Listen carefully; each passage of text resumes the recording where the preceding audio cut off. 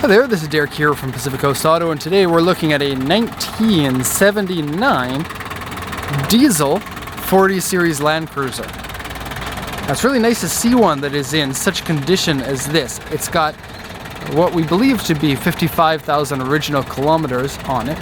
The vehicle condition is outstanding for 40 Series. It's very difficult to find one that is in such good condition inside and out, and this one just shines pretty much everywhere. And so very satisfied with this car from what I've seen so far. Now this one comes from up north in Sapporo, which is where there's a lot of snow. And we looked at the registration of this vehicle, and it turns out that this used to be used by a company as their company's snowplow. And so originally it had a snowplow put onto the front. I believe it's still got the switch inside for setting that up, but has since been removed. And that would probably be why the mileage is so low, and the fact that it hasn't been registered for the road for the last 20 years from what I can tell. Engine looks like it runs well, looks like it's been maintained well. Tires, although the tires are old, they are in very good condition. And they are a very smart looking wheel. Now you gotta be worried about rust with these 40 Series because, you know, I would say that they came out of the factory with rust. I know that is not true, but it's so hard to find one of these ever that doesn't have any rust. And this one is 99% rust free from what I can tell. The diesel engine runs nice. The coolant should be changed. And diesel oil is a little bit hard to quantify just by looking at it. And so it's a good idea to just get that changed anyway. The fluids here for your brake and your clutch are good, and this is a dual battery here. And so you're running, Japanese vehicles run 24 volt electrical system. And so you can convert that to 12 volt if you want, and just be careful running accessories and wiring things up because 24 is something that most places don't use. And I believe, I don't know for sure, but I believe that these 40 Series in America, they ran a 12 volt instead of the 24. So I'm just gonna climb up here to get the hood because it's resting up there. Gonna close this down.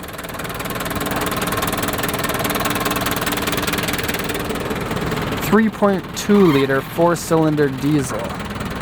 Not fast, but generally quite reliable, and diesels are just cool to have,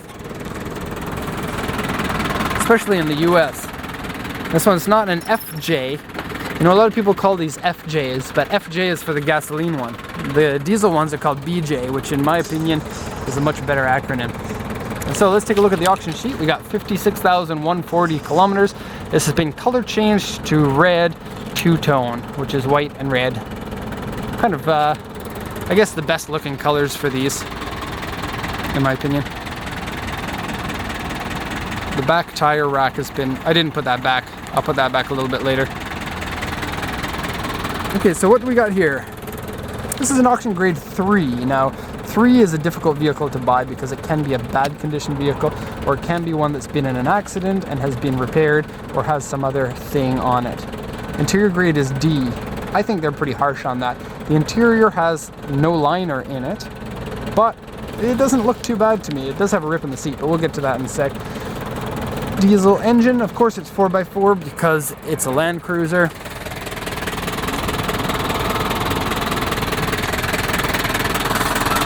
The underside has been kept very well undercoated. It doesn't look like it's the original undercoating, but has been reapplied when it has been needed. Japanese companies are usually pretty good about spending good money on their vehicles, especially if they're going to use them for a very long time. 4-speed manual transmission. This one here says owner's manual and history papers are going to be sent to the buyer. It says here authentic kilometers, 56,000. Now, we're going to have a company inspect the vehicle and make sure that the kilometers are authentic, and they haven't done that yet. That wasn't up when I first looked at it. That may be electronic. I don't know. Whatever.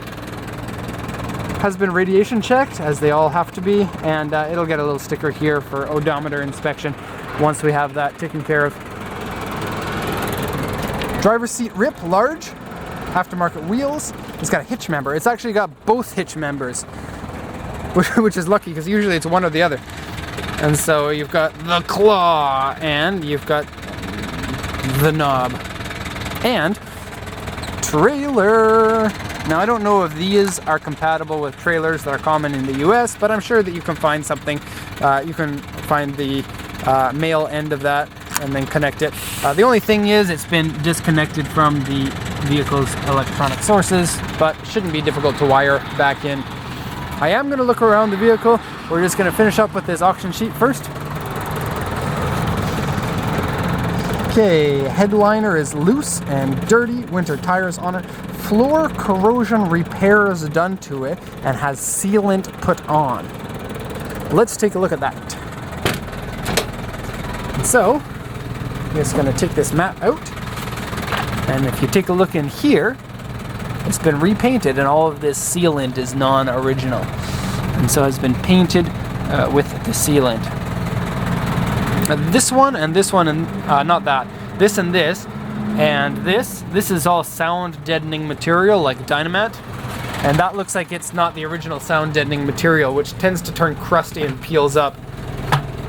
Put that back in. The driver's side is like that, but there's a little bit of, well, it's hard to say. It looks like surface rust on it, but it looks worse in the pictures or the videos than it does in real life. So, just take a look down here. You can see it's in here. Now, if I poke this, it's not flimsy or anything, and so I think that probably is worse looking than in reality. Let's hide it. And if you see these, and you noticed, wow, my FJ doesn't have those, or my BJ doesn't have those, then you get extra points, because I'll show you what that is in just a second.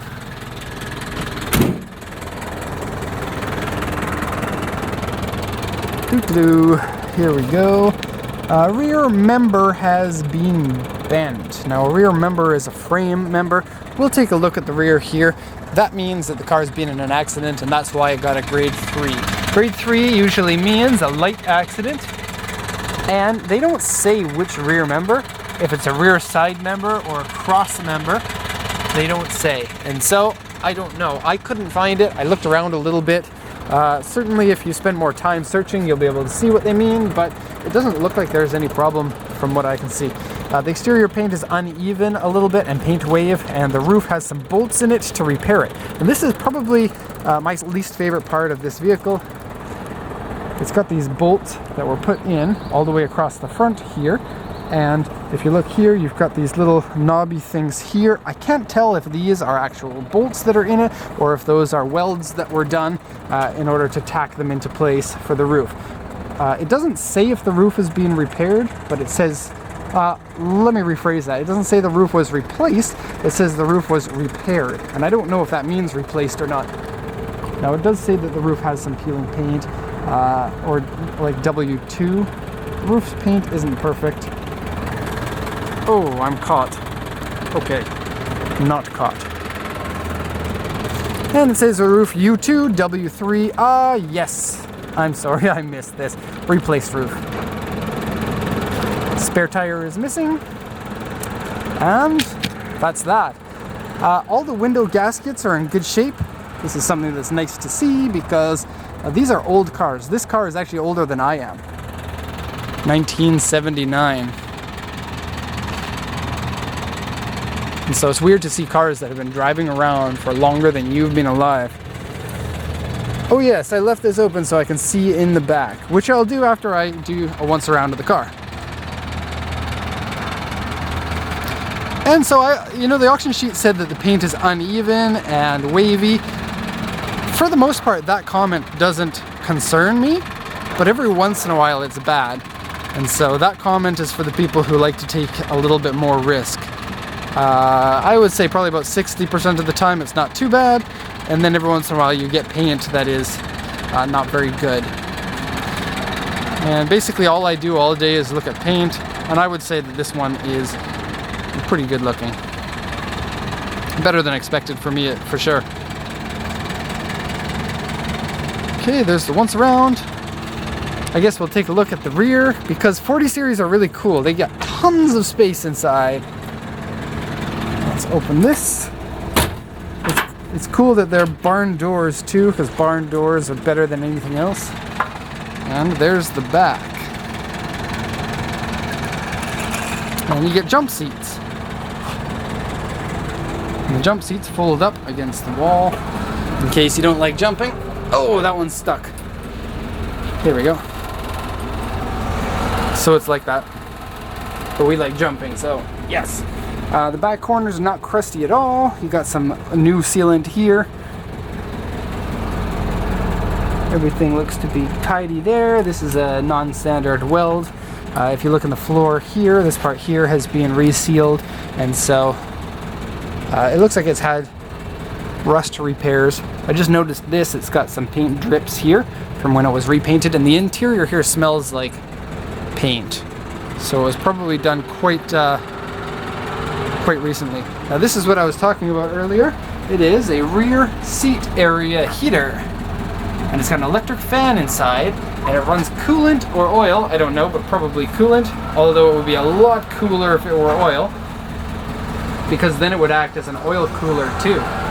But no, it's a 99% chance of it being coolant, because oil would be kind of ridiculous to plumb this far away from the engine. Anyways, so this will heat up your legs and burn you if you touch it while you're sitting down here, which is a little bit weird, but you know, this one used to be the company truck for going out snow plowing in Sapporo, you know, so really cool. I can imagine people sitting back here, you know, toasting their hands, toasting marshmallows. I'll go around the other side before we check that. It has the tools here, they're just loose in the cabin.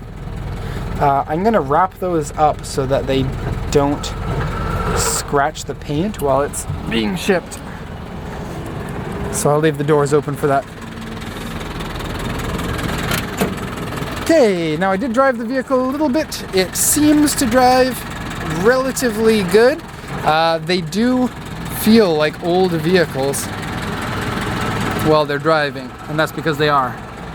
And that's a good thing in my opinion. The transmission in particular feels very robust.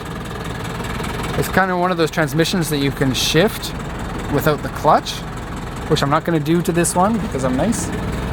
Very thin and large steering wheel, a little bit loose. Now I did mention that in the other video. It's got the old Toyota sign, which makes me smile. No AC. Now I have seen retrofitted versions of these with AC, and I believe that you can get them with factory AC, because we've bought them before with AC system that looked to be very factory. Console box with melted plastic here to repair it. That's fun. Tiny little windshield wipers. Okay, I'm having too much fun checking out this car. We're going to have to end the video and go park the car. And so, this one, 1979, 55,000 original kilometers, according to the auction sheet. BJ40, which would be 40 series Land Cruiser diesel engine. Thank you very much for watching, and if you have any questions, feel free to post them in the comment section or send an email. Thank you very much, and have a nice day.